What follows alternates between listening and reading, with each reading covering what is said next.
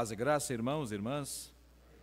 Vamos abrir a palavra do Senhor na carta do apóstolo Paulo aos Romanos, no capítulo de número 8, a leitura dos versos 26 até o 28, neste trecho curtinho em que o apóstolo Paulo,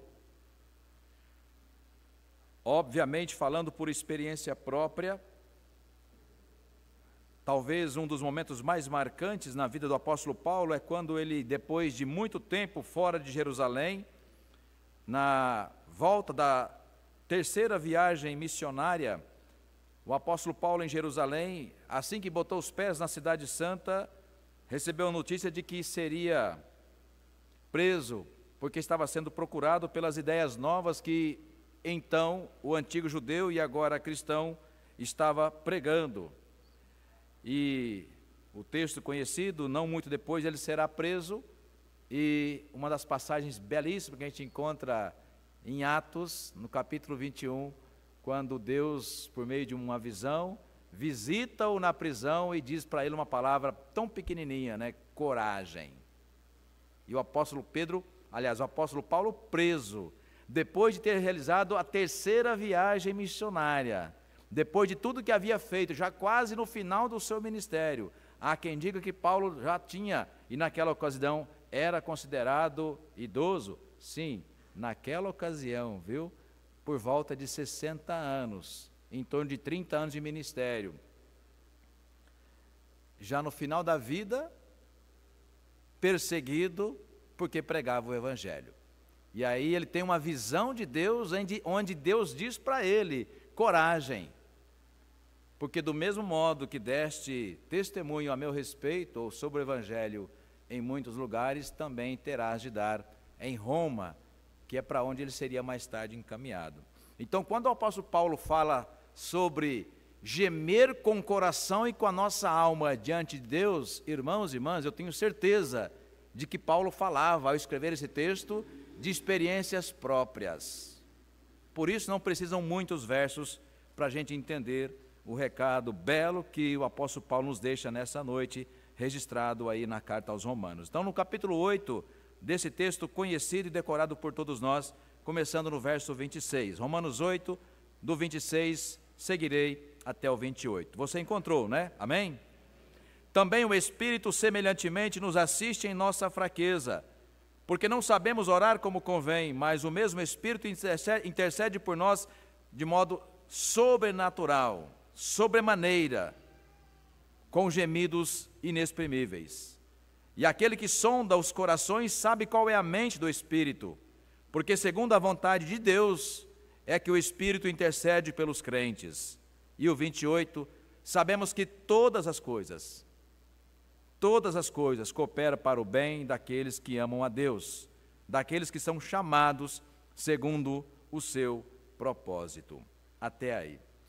Irmãos e irmãs, o título da nossa reflexão que quero compartilhar com vocês nessa noite, vou dizer já: o gemido silencioso do coração. Gemido silencioso do coração.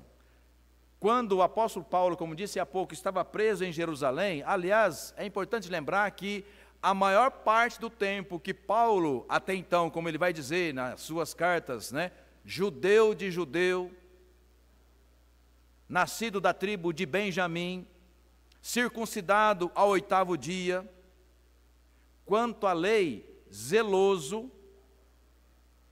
e no entanto em Filipenses vai dizer que tudo isso ele, depois que foi encontrado por Deus naquela belíssima passagem em Atos 9, que ele estava caminhando até a Síria, em direção a Damasco, e ele tem uma visão de Deus, o Senhor Jesus se manifesta a ele, e a partir daquela visão, Saulo se tornará Paulo. E é curioso que, neste mesmo capítulo 9, quando Deus manda lá naquela cidade em Jerusalém, aliás, em Damasco, na rua chamada direita, manda o seu servo Ananias, e diz, olha, porque este é para mim, ele falava sobre Saulo, este é para mim instrumento escolhido. Porque eu o escolhi para tirar a palavra de Jerusalém e levar lá para Mauá. Sim, porque o apóstolo Paulo foi quem, pela primeira vez, tirou o evangelho de Jerusalém e mandou para o mundo. Primeiro na Ásia e Europa, e a partir dali para o resto do mundo, nos 5 continentes da terra. Então aí a gente pode entender que a palavra chegou até mim, chegou até você, chegou até Mauá, porque Deus usou esse homem. Então o apóstolo Paulo sabe muito bem do que estava falando, quando começa a escrever a belíssima carta doutrinária, chamada de Carta da Graça, Carta do Favor de Deus, carta onde ele mostra para nós, escrevendo esta belíssima palavra sagrada, que nós não somos fortes e não há bem nenhum em nós que mereça, usar a expressão que eu sempre uso, usar uma carteira de autoridade para dizer, olha Senhor, eu estou aqui porque eu estou aqui por mérito, eu sou um bom crente. Até porque você, eu, mesmo sendo bons crentes aos nossos olhos, nós não estaremos livres de passar por momentos que nos fazem prostrados, caídos, angustiados, fracos, com medo, coração palpitante. E sendo crentes nessas horas, nós só lembramos, e que graças a Deus que nós só lembramos de recorrer a Deus. Sabe aquela sensação, igreja, de que a mulher não nos ouve, a esposa não nos ouve, ou o esposo não nos ouve, se você é, no caso, casada, e você compartilha com alguém da igreja, de repente você compartilha com o pastor da igreja, e parece que ele está noutra dimensão, ele não me entendeu, a semelhança do que, por exemplo, o próprio Jesus vivera no monte do Getsemane, ou no jardim do Getsemane. Abra comigo esse texto. Mateus, no capítulo 26, você vai entender a importância do gemido do coração. O gemido do coração, irmãos e irmãs, que em outras palavras está aí na carta aos Romanos, que Paulo está falando, é a carta da graça, ou seja, é a carta do favor de Deus, é a carta do vencimento da nossa capacidade de autogestão da nossa vida. A carta aos Romanos vai mostrar que nós, sim, não somos super-homens, super-mulheres, e lá em Mateus nós temos nada mais do que o próprio Deus encarnado, que há pouco nós ouvimos no louvor, o próprio Deus encarnado, na pessoa do Filho Jesus, literalmente com essas palavras, vai dizer o que significa gemer na existência humana. Mateus 26,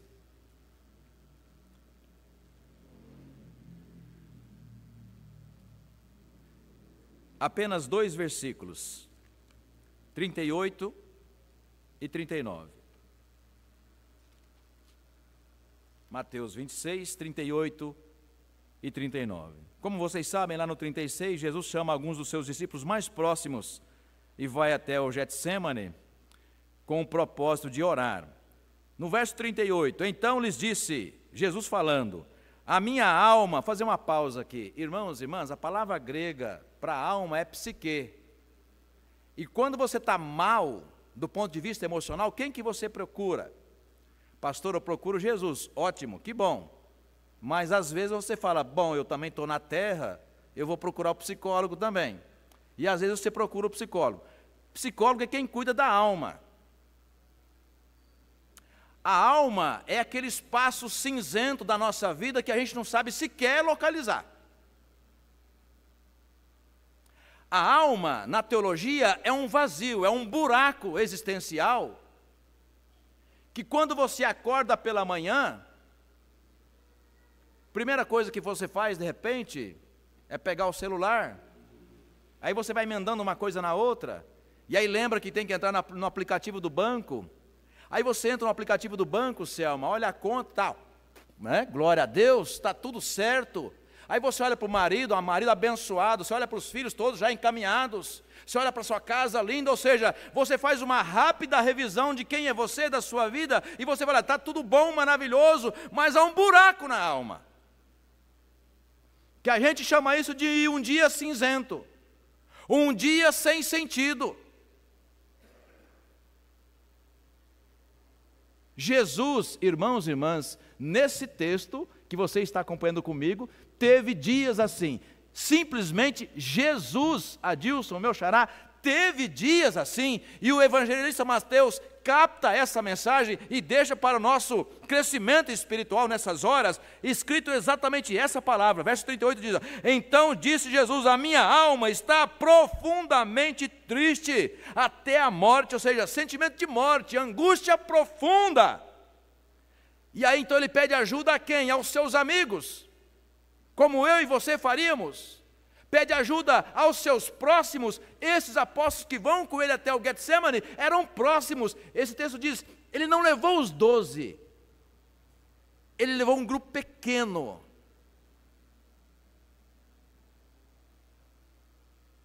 E ele pede oração na igreja, presbítero Denilson, que é o que nós faríamos em momentos assim. Ora por mim, irmão. Ora por mim, irmã, porque a causa é difícil. Dias difíceis, Sandra. Aliás, duas, né? A do Ibrahim e a do Marcial. Dias difíceis.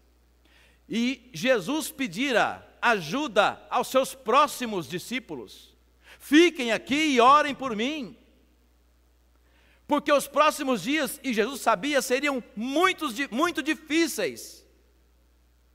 Então Jesus os deixa ali, e aí vem a parte que eu mais gosto. Depois que você pede oração à igreja, como nós fazemos todo domingo, de manhã e à noite, quarta-feira também, terça-feira também, nós compartilhamos com o outro, nós confiamos também ao outro, o motivo que tem nos feito, de repente, angustiados, ou mesmo suspirando de ansiedade sobre como será o desfecho desta causa, nós pedimos sim oração e devemos sim pedir oração. Mas ainda que a gente assim o faça, Halisson, e Jesus fez, a causa é nossa. Ninguém pode ter a dimensão da minha dor, da minha ansiedade, porque esse gemido do coração, Ibrahim, são meus. Esses gemidos são meus, como os momentos em que eu e você passamos e que você passa, desse momento de angústia ou de um espaço curto, já que a palavra angustiai do latim é um tempo curto, e não é depressão ou de depressão que estou falando, de uma angústia. Passagem rápida, mas que abate tanto a nossa vida. Jesus vai até o Pai sozinho. Experiência essa, igreja, que mais tarde ele iria dizer como deve ser o tempo de intimidade com Deus na nossa oração. Ele fala, entra no seu quarto sozinho, programe-se para estar sozinho com Deus. E aí ele volta. O que faziam os discípulos? Dormindo. Poxa, mas espera lá, vou fazer uma pausa aqui, uma segunda pausa. É como que muitos de vocês que me mandam mensagem e contam a causa, pastor, ora por mim, porque assim, assim, assim. Aí a gente usa aqueles recursos do WhatsApp, você manda ali um soquinho ou um joinha e termina com... Eu não sei você, mas de repente eu fico pensando, será que a irmã, que o irmão que pediu oração entendeu que eu assumi o compromisso de orar? Ou de repente você mesmo pergunte, pastor mandando só esses 3 sinais aqui, esses códigos de joinha, de palminhas, será que ele assumiu mesmo o compromisso de orar por mim? Será que ele entendeu a gravidade da causa que eu estou enfrentando? Irmãos, irmãs, por mais que você não tenha certeza se o pastor de fato assumiu esse compromisso, ou em quanto tempo ele vai cumprir esse compromisso de auxiliar você nas suas orações, ora pois, quando Jesus volta, ele encontra os seus amigos próximos dormindo, que mensagem então é passada para ele, Jesus? Que por mais que a gente confie um ao outro os motivos das nossas orações, isso não irá substituir o nosso tempo de intimidade com o Pai. Então, mais tarde, No verso 39, então, adiantando-se um pouco, prostrou-se sobre o seu rosto, orando, dizendo: meu Pai, se possível, passa de mim esse cálice, todavia não seja como eu quero, e sim como tu queres. Ele falava da cruz, mas muitas vezes, em outras situações, nós nos colocamos do mesmo jeito. Pai, tira esse vazio do meu coração, que eu nem sei o que é, mas uma angústia, algo, um momento ruim que eu estou passando. Ou por vezes não se trata de angústia, mas de causas reais, doenças do corpo, doenças de enfermidades espirituais, enfermidades emocionais, problemas de fato financeiros, problema no casamento, problema com filhos, problema de uma mega cidade como é São Paulo, problema medo do trânsito. São causas reais que nos abatem, que nos fazem prostrados, que nos fazem gemer de medo, de ansiedade, de angústia, de fato fraqueza. E em momentos assim, precisamos, irmãos e irmãs, cumprir, colocar em prática, como que eu disse pela manhã, aquilo que nós já sabemos. Há muitos anos eu digo para mim mesmo, porque é a receita que uso, e também digo pregando. Em momentos assim, Deus está nos chamando para um particular. Deus nos quer deitados no seu divã. Por isso o apóstolo Paulo, Roberto, vai dizer que as palavras que nem saem dos nossos lábios, porque nem força temos, Neiva, de proferir palavra alguma, nós simplesmente no quarto prostrados ficamos dizer a Deus com gemidos: Senhor, eu simplesmente não sei mais o que fazer. O apóstolo Paulo foi traduzir palavras assim como gemidos inexprimíveis. Sabe por quê? Porque Paulo diz assim: e a gente nem sabe orar como deve. Não há outra palavra para interpretar a carta de Romanos senão graça. O amor de Deus. E quando Ele nos permite passar momentos assim, sim, é permissão de Deus. Quando Deus nos permite passar por momentos assim, Ele está dizendo para nós, além da carta, que a gente às vezes precisa ler e entender, Ele está mostrando na prática. Porque Paulo, na 2 de Coríntios, no capítulo 12, vai dizer aquela frase linda que há muitos anos você já decorou: porque o poder de Deus, ou o poder, se aperfeiçoa na fraqueza. Daí a palavra ambiguidade que o Everton estudou tantas vezes no seminário e ainda estuda, né, Everton? Ambiguidade. A ambiguidade é a mistura de uma coisa positiva com uma coisa negativa. Então Paulo usa essa palavra, ou esse conceito, sem mesmo citar a palavra ambiguidade, mas ele fala de ambiguidade quando ele fala de, na nossa fraqueza, nós nos sentimos fortes. Na nossa força, nós nos sentimos fracos. Isso é uma ambiguidade. O que Paulo quis dizer com isso?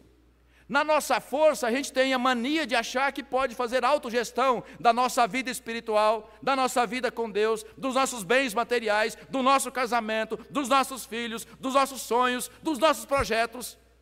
Quando a gente está bem, que não há nenhum buraco na nossa alma, a gente acha que pode passar um tempo mais longe de Deus. A gente acha que pode passar um tempo mais sem orar, mais sem meditar na palavra. Por quê? Porque nós estamos, claro, nos sentindo fortes. E como é que Paulo interpretou essa palavra? De aos nossos olhos nos sentimos fortes. Ele interpretou, Bina, como fraqueza. E por que é fraqueza? Porque é fraqueza humana, de achar que é algum tipo de confiança, confiar em nossas próprias habilidades. E dentre as nossas próprias habilidades, até mesmo de ser religioso. Volte o capítulo, vá para o capítulo 7. Você vai entender, olhar, revisitar o que este grande apóstolo disse sobre os riscos de confiar em nós mesmos. No capítulo 7, igreja, revisite o verso 15. Olha o que disse o apóstolo Paulo sobre os riscos de confiar de per si, ou cada um, confiar em si mesmo. No verso 15 disse o apóstolo Paulo: porque eu nem mesmo compreendo o meu próprio modo de agir, pois não faço o que prefiro e sim o que detesto. 18. Porque eu sei que em mim, isto é, na minha carne, daqui a pouco falo sobre carne, não habita bem nenhum, pois o querer o bem está em mim como princípio, aqui palavra minha, como princípio, não porém o efetuá-lo. E no 19, porque não faço o bem que prefiro, mas o mal que não quero, esse faço. Terceira pausa.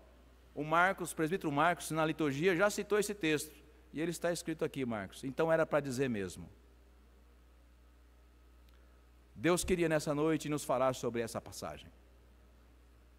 Então diz o apóstolo Paulo que nós vivemos constantemente essa ambiguidade. Porque com este corpo, com toda a dimensão do nosso corpo, nós louvamos a Deus. Nós viemos à igreja, com essas mesmas mãos nós erguemos e bendizemos o Senhor, com essas mesmas mãos nós trazemos alimentos no altar para atender aqueles que necessitam, com essa mesma mão a gente coloca a mão no bolso, vem e entrega a oferta, com essa mesma mão a gente abre a palavra, ou seja, é com este corpo mesmo que nós louvamos a Deus, coisa boa, mas é também com este mesmo corpo que nós experimentamos, Magda, como você veio orar no altar do Senhor, as nossas experiências que são chamadas de pecados. Por isso ele fala, querer o bem é um princípio que está em mim. Dona Rita, diz o apóstolo Paulo, querer o bem é um princípio que está em mim. E por que Paulo disse isso em Romanos 7, Selma? Porque ele tem plena convicção de que é habitado pelo Espírito Santo. Então é o Espírito Santo quem vai dizer no seu coração e no íntimo do seu ouvido, olha, fazer isto, fazer aquilo, ande de acordo com o princípio do Senhor. Mas aí ele usa a palavra, mas olha, há na minha carne, a palavra carne aí não é picanha, a palavra carne aí do grego é sarcas. E sarcas significa, olha, neste corpo tenho desejos que são contra Deus. Esqueça, aumenta ali a sua capacidade de entendimento dessa palavra, não pense que pecado é só sexual, bebida alcoólica, avance um pouco mais. Além disto, há outros pecados sutis, sabe? E é disto que o apóstolo Paulo está falando. Porque sarkis, presbítera Jaqueline, em grego, é um desejo subjetivo, cinzento, às vezes um desejo que você não sabe por que tem, mas está te incomodando, e você sabe que é pecado. Então quando Paulo tem esses desejos, ou tinha esses desejos a ponto mesmo de escrevê-los, ele diz, então está provado que eu não posso confiar em mim mesmo, porque eu sequer compreendo o meu próprio corpo. E lá no final do capítulo 7, então ele vai dizer, ó desventurado homem que sou. Como é que eu saio então, presbítero Oscar Ferli? Como é que eu saio então dessa dinâmica, dessa dualidade, dessa ambiguidade entre coisas boas e coisas ruins? Ele fala, só há uma saída, Bruno. A saída é Cristo Jesus, Ele é o meu Salvador, amém? Com essas condições, irmãos e irmãs, é que a gente vai para o quarto gemer diante de Deus. Poxa Deus, eu achei que estava indo tão bem, eu achei que estava cuidando tão bem da minha vida espiritual, do meu casamento, das minhas filhas, dos meus filhos, eu achei que estava cuidando tão bem das minhas finanças, e eis que de repente, como num castelo de cartas, tudo ruiu.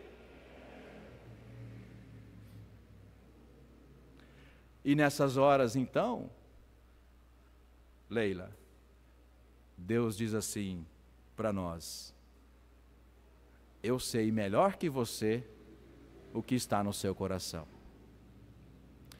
Deus compreende a nossa angústia, o buraco da nossa alma, claro, melhor do que nós mesmos.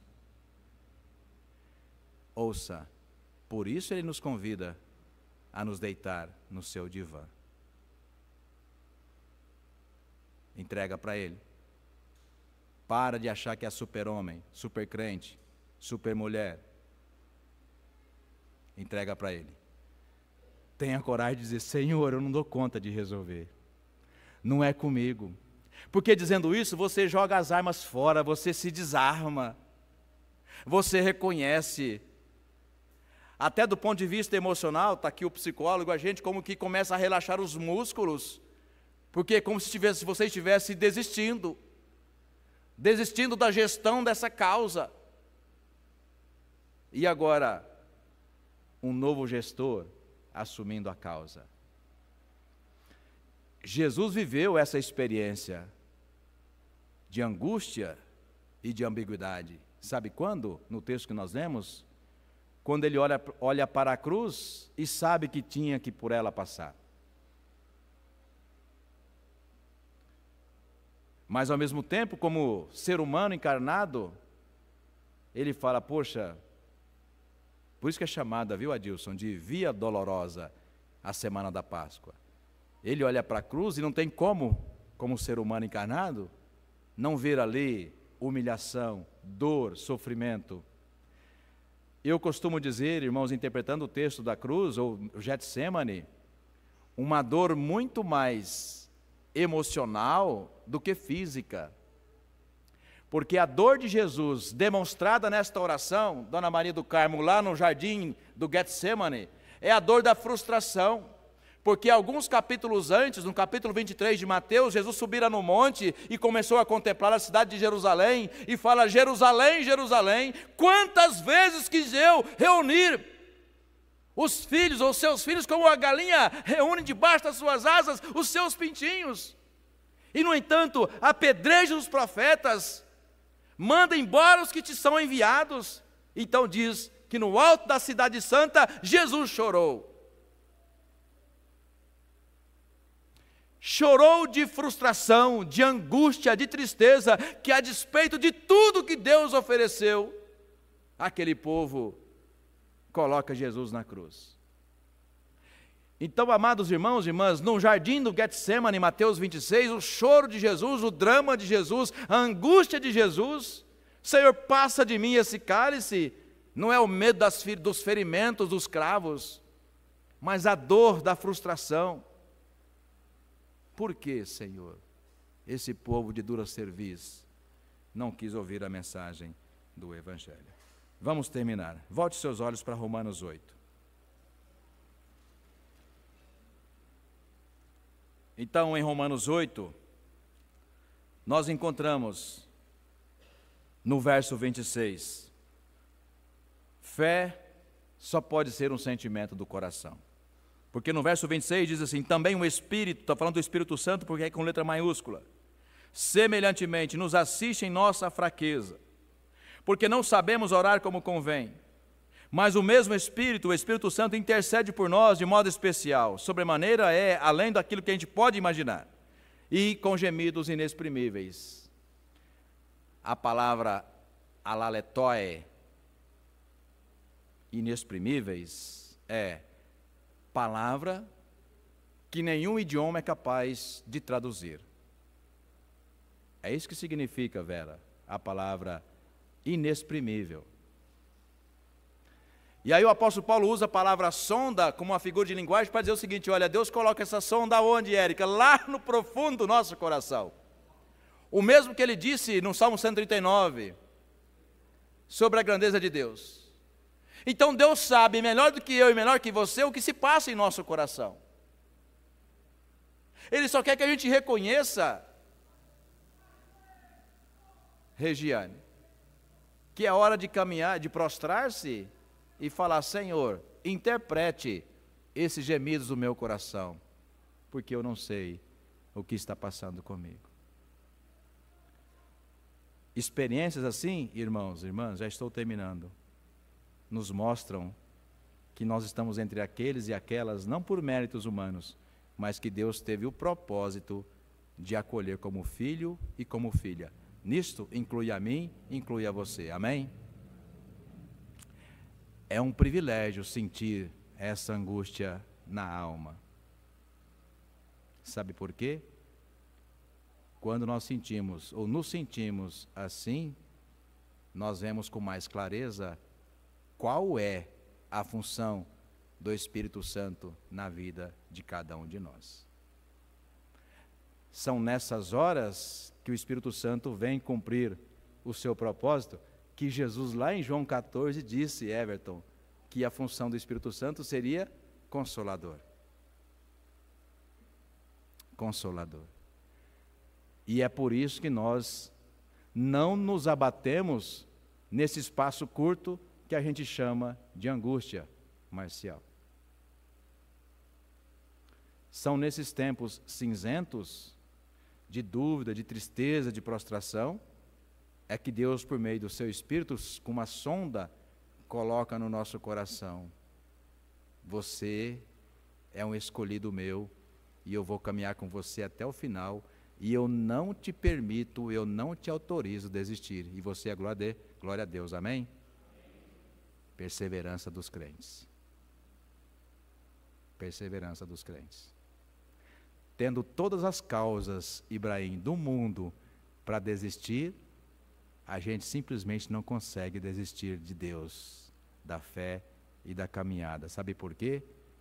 Porque a gente começa a gemer, gritar sem falar nenhuma palavra. Deus interpreta os gritos e gemidos do nosso coração. O Espírito Santo faz isso e leva até Deus, e Ele faz simplesmente assim, ó, sopra sobre você aquele mesmo sopro que Ele soprou em Elias, lá num buraco na caverna, pedindo para morrer. Aquela caverna também é traduzida como o divã de Deus. Porque Deus disse assim para Elias: levanta, come, porque o teu caminho ainda é sobremodo longo.